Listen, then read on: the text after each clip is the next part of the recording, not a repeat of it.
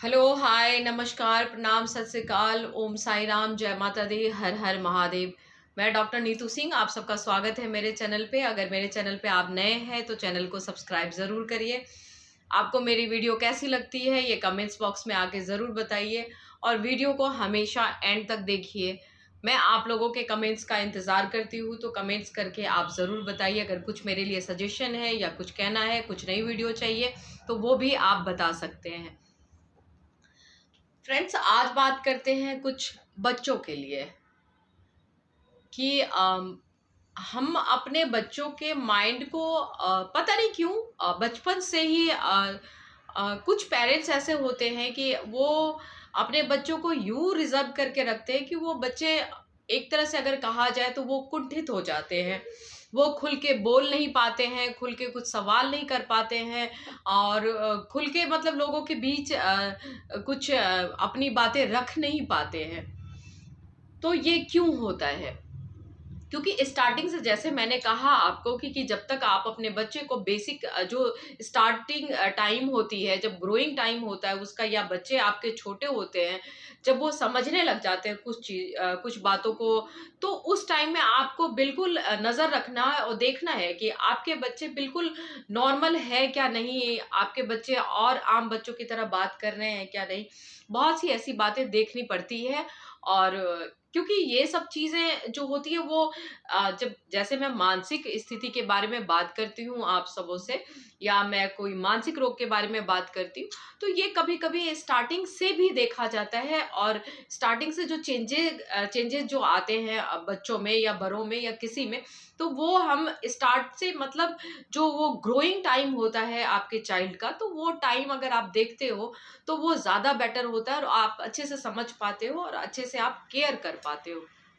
ये तो रही एक बात। दूसरी बात कि अगर आपके बच्चे आपसे कोई सवाल कर रहे हैं, कुछ भी सवाल है, एनीथिंग, कोई भी सवाल है, वो आपको लगता है कि बहुत छोटी बातें हैं या कोई बहुत बड़ी बात है, या वो सवाल जो उनको नहीं करना चाहिए, तो जैसा हम इंडियन पेरेंट्स में एक आदत है कि सुनते नहीं है बच्चे की बात, हम सुनते नहीं है, कहते हैं अरे हमें नहीं पता, उनको झिड़क देते हैं कि बाद में बताएंगे, या आपको ये सवाल नहीं करना चाहिए। कुछ ऐसे सवाल होते हैं कि आपको ये सवाल नहीं करना चाहिए और हम उनका जवाब नहीं देते हैं। इसी वक्त मैं कहना चाहूंगी कि अगर आपके बच्चे आपसे कोई भी सवाल करने के लिए आते हैं, कुछ भी पूछते हैं, कि बच्चे जो कुछ आप अपने इर्द गिर्द देखते हैं या कुछ ऐसा होता है जो उनको नहीं पता होता है, तो वो सवाल करने के लिए आते हैं, वो पूछते हैं, तो आपको उसके सवाल को बहुत आराम से, बहुत पोलाइटली आपको सुनना है और बहुत अच्छे से उसका जवाब देना है। वो सवाल कैसा भी हो सकता है,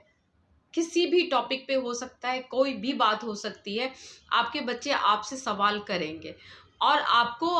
उस सवाल को सुनना है। आप झिड़को मत उस टाइम में बच्चे को, या नज़रअंदाज मत करो, या ये मत बोलो कि हमें नहीं पता है, अभी आपके सवाल अच्छे नहीं है, ऐसे सवाल आपको नहीं पूछने चाहिए। ये बिल्कुल भी नहीं बोलना। अगर आप ऐसी बात बोलते हो तो सतर्क हो जाओ।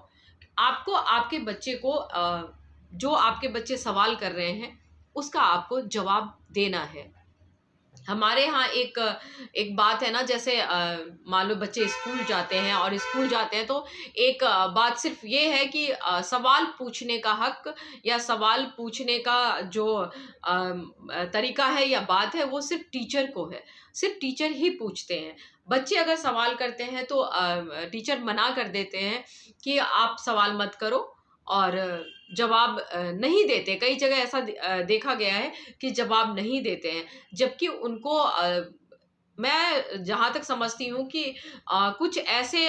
डिबेट करने चाहिए क्लास के बीच में ही बच्चों के साथ में, कि कुछ क्वेश्चन आंसर राउंड रखना चाहिए। और उस टॉपिक पे, जैसे बच्चे छोटे होते हैं तो आप उसी के तरीके से क्वेश्चन करो, फिर थोड़े बड़े होते हैं तो फिर जब वो एक ग्रोइंग एज पे होते हैं तो उस टाइम में आपको हर टॉपिक आपके क्लास में रखना चाहिए और आपको एक कॉन्वर्सेशन करनी चाहिए, उस टॉपिक पे डिबेट करनी चाहिए और बच्चों से क्वेश्चन आंसर राउंड एक रखना चाहिए। मेरा मानना ये है, क्योंकि इससे क्या होगा कि बच्चे का माइंड खुलेगा। वो बच्चे बिल्कुल बिल्कुल जैसे टीचर के साथ में बात करेंगे, फिर कुछ बात उनके अंदर रह जाएगी जो वो आप अपने पेरेंट्स से भी आगे डिस्कस करेंगे, अपने पेरेंट्स से भी पूछेंगे। तो इस तरीके की बात आप अगर टीचर अपने बच्चों के साथ, अपने स्टूडेंट के साथ रखते हैं और इसी तरीके से पेरेंट्स अपने बच्चों के साथ में खुल के बात करते हैं, वो सवाल मान लो कि कभी आपके यहाँ मान लो होली होती है, दिवाली होती है, दशहरा होती है, कुछ भी अगर त्योहार होता है, तो अगर मान लो बच्चे स्कूल में, और आज तो आजकल तो यूट्यूब पे बहुत सारी चीज़ें ऐसी दिखाई जाती है, तो जब बच्चे देखते हैं तो वो जिज्ञासा होता है बच्चों के अंदर में, फिर वो आपसे पूछने आएंगे कि दिवाली क्यों मनाई जाती है, दशहरा क्यों मनाई जाती है, होली क्यों मनाई जाती है, या ये क्यों होता है, या वो क्यों होता है। बहुत से ऐसे क्वेश्चन उनके दिमाग में चल रहा होता है। तो उस टाइम में बहुत ही आराम से आपको आपके बच्चे का क्वेश्चन सुनना है और उसका आंसर करना है। अगर आपको आंसर नहीं पता है तो आप उसको बहुत अच्छे से बोलो कि बच्चे मुझे आंसर पता नहीं है, इसका मैं आंसर पता करके मैं आपको अच्छे से बताऊंगी। तो आप अगर आपको नहीं आता है तो आप वहाँ पे एक्सेप्ट भी करो, बताओ कि हाँ मुझे अभी नहीं पता है इसके बारे में, लेकिन मैं जानकारी लेके आपको ज़रूर बताऊंगी और इस क्वेश्चन का मैं आंसर ज़रूर दूंगी। तो ये आपको करना है। बच्चे कई बार क्या होता है कि इतनी सारी चीज़ें अभी कोरोना के टाइम में, जैसे लोग थोड़े बहुत अध्यात्म के साइड में चले गए थे, घर घर में महाभारत सॉरी और रामायण चलने लगा था, तो उस टाइम में बच्चे जो उसके अंदर जो रामायण या महाभारत के अंदर जो किरदार हैं, जो उस टाइम की कहानियां हैं, जो हमारे मतलब ग्रंथों में जो लिखा गया है, जो हमारे ये कहते हैं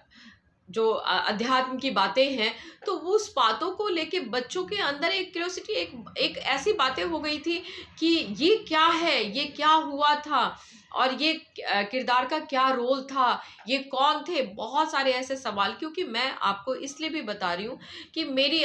9 साल की बेटी है और कुछ भी ऐसी बातें होती है तो वो क्वेश्चन करने आती है, वो पूछती है, और उसका जवाब, क्योंकि हम लोग ये चीज़ें हैं कि उसका जवाब, अगर हमें जवाब पता है तो हम तुरंत जवाब देते हैं, अगर नहीं पता है तो ज़रूर उसको पता करके बताते हैं। तो ये चीज़ आपको करना है कि अगर बच्चे आपसे पूछते हैं तो अगर आपको नहीं पता है तो आपको एक्सेप्ट भी करना है कि आपको नहीं पता है। अगर आप मान लो बच्चे हैं, अगर आपको लगता है कि बच्चों के सामने में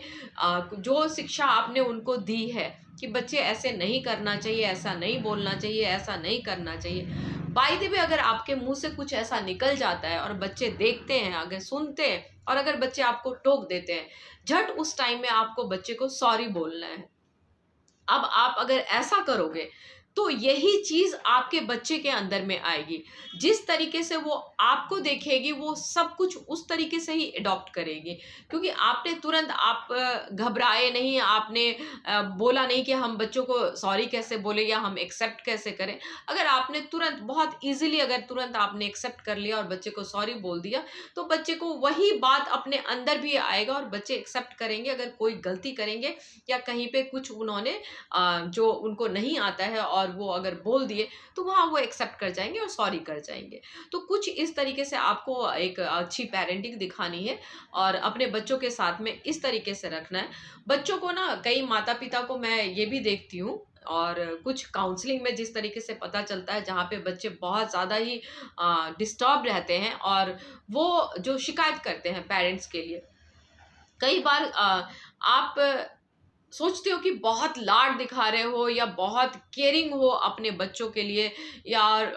मतलब कि उनके हित के लिए सोच रहे हो। अब हित के लिए आप कैसे सोच रहे हो? मान लो कि बच्चे को भूख नहीं लगी है, उनको भूख है नहीं, वो खाना नहीं मांग रहे हैं, लेकिन आप as a mother, as a father, आप ये दिखाते हो कि नहीं, बच्चे अगर हमारे खाएंगे नहीं तो भूखे रह जाएंगे और ये फिर कमज़ोर हो जाएंगे, और बहुत सारी ऐसी बातें सोचते हो। जबकि बच्चे इस जगह पे बहुत ही वो एक समझदार रहते हैं, और जब उनको भूख लगती है तो वो मांगते हैं, वो रोते हैं, वो मांगते हैं खाना और खाते हैं। लेकिन क्या होता है यहाँ पे, आपको लगता है कि आप अच्छा कर रहे हो, जबरदस्ती आप उनको खाना खिला रहे होते हो, उनको कुछ भी जगह पे मतलब आप टीवी दिखा के, आप फोन दिखा के या आप कुछ बात बोल के उसको जबरदस्ती उस टाइम में खाना खिला रहे हो, तो जबकि उसका मन नहीं है। तो ये आपको लगता है कि ये तो आप प्यार से कर रहे हो, वो उनके हित के लिए कर रहे हो, लेकिन ये सही नहीं है, ये आपका प्यार नहीं है। उनको जब भूख लगेगी तो वो खाना खा लेंगे। ये आपका बहुत ज़्यादा मतलब वो जो दिखाते हो, तो उस टाइम में वो अनमने ढंग से वो उस तरीके की मुझ पे ज़बरदस्ती की जा रही है किसी बात पे। तो ये एक तरह से लॉजिक आप यहाँ पे ये समझो कि वो वही बातें और वही भावना और वही चीज़ें उसके अंदर आ जाती है, क्योंकि किसी चीज़ के लिए आप ज़बरदस्ती, ज़ोर ज़बरदस्ती कर रहे हो और वो रोता हुआ या किसी चीज़ में आप इन्वॉल्व कर रहे हो उसको, टीवी में, फ़ोन में या किसी बातों में, और वो इन्वॉल्व करके आप खिलाते हो और सोचते हो कि हमने बहुत अच्छा कार्य कर लिया। लेकिन यहाँ आप गलत करते हो और यही बातें उनके अंदर में रह जाती है जबरदस्ती की, क्योंकि जिद से एक काम करवाया जा सकता है, तो ये चीजें बात रह जाती है। तो इस तरीके का काम ना करके, क्योंकि बच्चे हैं, उनको भूख लगेगी, वो रोएंगे, वो खाना खाएंगे, जब मांगेंगे आप जब दो खाना, जब जो उनको करने का मन है वो उनको करने दो। अब इसका मतलब ये नहीं कि कुछ वो गलत कार्य कर रहे हैं तो आप उनको करने दो। जैसे कि कई बार होता है ना कि बच्चे कुछ जिद्दी हो जाते हैं, कई पेरेंट्स ये सोचते हैं कि भगवान का दिया हुआ हमारे पास तो सब कुछ है, अगर बच्चे ने आज उसके पास में मान लो 4 खिलौने अवेलेबल है, तो वो 5वें खिलौने की अगर जिद करी तो हम क्यों नहीं दें, क्योंकि हमारे पास सब कुछ है और हम दे सकते हैं। तो कई बार आप बच्चों को ना करना भी सिखाओ। आप बच्चों को जब ना बोलना सिखाओगे तो उनको एक आदत होगी, क्योंकि कभी कभी ऐसा होता है कि हम कुछ चीज़ें नहीं भी कर पाते हैं, तो वो उनको आदत डली रहेगी कि चलो, उनको ना सुनने की एक आदत रहेगी कि ये चीज़ें ना भी हो सकता है। समटाइम कभी ऐसा होता है कि वो चीज़ अवेलेबल नहीं हो सकती है या वो चीज़ पॉसिबल नहीं हो सकती है जो मुझे मिलनी चाहिए और मुझे नहीं मिल रही है, तो वो उसको इजीली एक्सेप्ट कर ले कि चलो ठीक है, वो नहीं मिला तो कोई बात नहीं है। तो एकदम से ये नहीं है कि अगर उनके पास में 4 खिलौने पहले से हैं तो आप 5वां खिलौने देने के लिए आप, चाहे आप उसको उसके पास सेम टू सेम चीज़ें हैं और आपको लगता है कि जो वो जिद कर रहा है तो उसके जिद की आपको पूर्ति करनी चाहिए। तो इस तरीके से करके भी आप वहाँ पे क्या करते हो कि बिगाड़ देते हो, और उनको ये कि हमें एक टाइम आएगा कि वो ऐसे जिद करेंगे कि हमें ये चीज़ चाहिए ही चाहिए और आप दिला सकते हो। तो ये आपके लिए नुकसानदायक होगा और बच्चे अपने जिद पे ही अड़े रहेंगे। उनको लगेगा कि पहले जब आपने हमारी जिद पूरी करी है तो अभी भी आप मेरी जिद पूरी कर सकते हो। तो पेरेंटिंग बहुत इजीली आप निभा सकते हो अपने बच्चों के साथ में। बहुत सारी चीज़ें जो होती है, जो स्टार्टिंग टाइम होता है, जब ग्रोइंग टाइम होता है बच्चे का ना, उस टाइम से ही आप बच्चे को अच्छी अच्छी बातें, वो बातें जो आगे चल के उनके लिए फायदेमंद और उनके हित में हो, वो आप कर सकते हो। बच्चे को छोटी छोटी, जैसे बच्चे, मैंने जैसे कहा कि खिलौने हैं, उनके पास 4 खिलौने हैं और 5वां खिलौना उनको फिर से चाहिए, तो उस टाइम में उनको आप बताओ कि आपके पास इतनी सारी अभी चीज़ें हैं, फिर उसका कोई मतलब नहीं रहेगा, फिर आपको खिलौने का कोई वैल्यू ही नहीं रहेगा। इससे बेहतर है कि आप सेविंग करना सीखो। आप अगर सेविंग, ये 4 खिलौने हैं, 5वें खिलौने की आपको ज़रूरत नहीं है। अगर नहीं है तो ये हम आपके सेविंग के लिए रख सकते हैं कि आप कुछ और कर सकते हो। जो चीज़ आपको चाहिए, कुछ एक्स्ट्रा, जब आप बड़े हो जाओगे तब आपके काम आएँगे, तो हम ये पैसे आपके उस टाइम के लिए रख देते हैं। इससे क्या होगा, छोटे जब होते हैं ना बच्चे, उस टाइम में उनको सेविंग का नॉलेज हो जाएगा कि सेविंग किस तरीके से किया जाता है, वो उनको पता चल जाएगा। और किस तरीके से अगर कोई चीज़ें अवेलेबल नहीं हो सकती है तो उसको हमें किस तरीके से स्वीकारना है, तो ये आ जाएगा। तो कुछ बातें जो होती हैं, बहुत छोटी बातें होती है, मगर बहुत इजीली आप बच्चे को समझा सकते हो और बच्चे बहुत आराम से समझ भी जाते हैं। बच्चे को ना मतलब अभी आ, है, हम पेरेंट्स में ऐसे होता है कि हम कुछ नहीं कर सकते हैं, लेकिन हम बच्चे को ज़रूर करवाएं। लेकिन नहीं, वहाँ आपको बताना है, बच्चे को कहना है कि अगर मान लो ये चीज़ आप नहीं कर सकते हो, आपके कंडीशंस जैसे हैं, तो वो बताने का एक तरीका होता है। उस तरीके से आप बच्चे के साथ में फ्रेंडली बैठो और फिर बताओ, अपने कंडीशन बताओ और फिर बताओ कि ये चीज़ आपके लिए कितना अगर बहुत ज़रूरी है तो उसको हम बाद में भी ले सकते हैं और किस तरीके से ले सकते हैं, वो सब कुछ डिस्क्राइब करो बच्चे के सामने में। लेकिन कुछ वो तरीके के साथ में कि बच्चे का माइंड बच्चे जैसा होता है, तो आपको उस टाइम में उसी तरीके का माइंड रखना है और आप बच्चे को समझाना, और बच्चे समझ जाते हैं, बहुत ईजिली समझ जाते हैं। तो ये जो ग्रोइंग टाइम होता है ना बच्चों का, तो उस टाइम से ही जब आप बच्चे को उसकी ज़िंदगी के बारे में, क्योंकि आगे बहुत सब कुछ देखना है उनको, तो स्टार्टिंग से जब आप उनको दिखाना समझाना शुरू करोगे तो उनका माइंड खुला हुआ रहेगा, उनका माइंड समझदार रहेगा, वो हर बात को समझने में सक्षम रहेंगे और बहुत सारी चीज़ों को अडॉप्ट करने में और एक्सेप्ट करने के लिए वो राज़ी रहेंगे। तो ये चीज़ें करना एक पेरेंट्स के लिए बहुत ज़रूरी है। मैं दूसरी बात कहूँगी कि बच्चे जब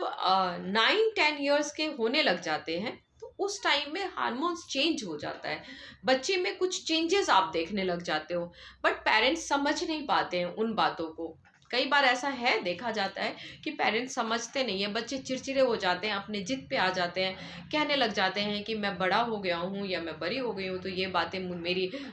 मतलब मुझे मत बोलो या मुझे बार बार इन चीज़ों के लिए मत समझाओ।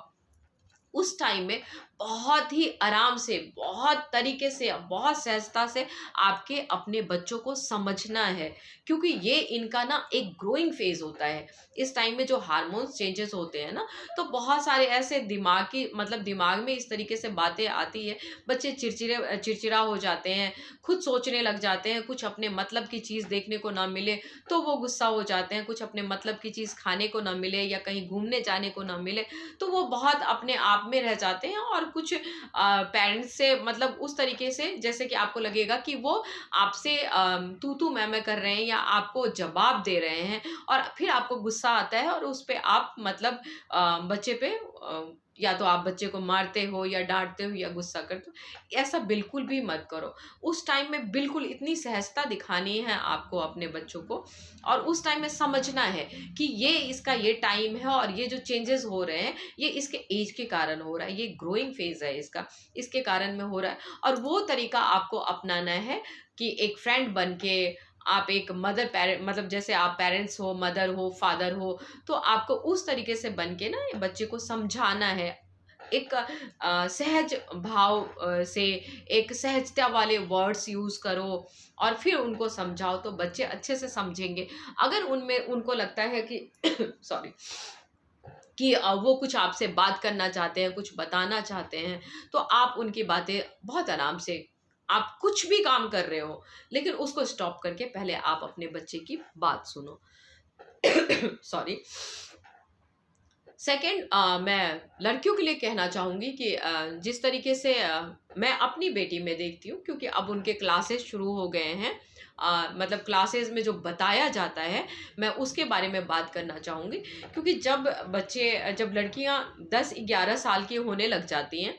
तो जैसे मैंने हार्मोन्स चेंज की बात करी है, तो बच्चों में क्योंकि इस टाइम में देखा जाता है कि 10 या 11 साल में लड़कियों को पीरियड आना शुरू हो जाता है।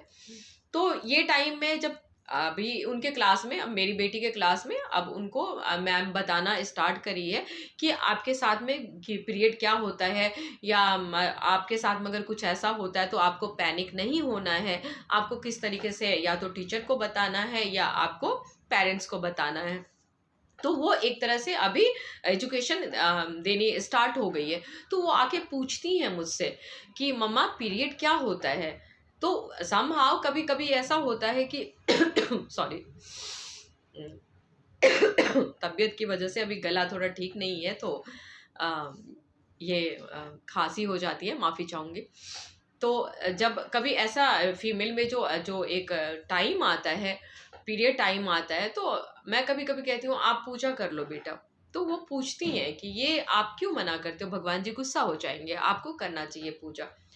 देन अब वो टाइम आया है जब बच्चे 9-10 साल के हो जाते हैं, तो वो टाइम अब आ गया जब आप बच्चे को वो एजुकेशन दो जो जिस प्रक्रिया से अब वो गुजरने वाले हैं,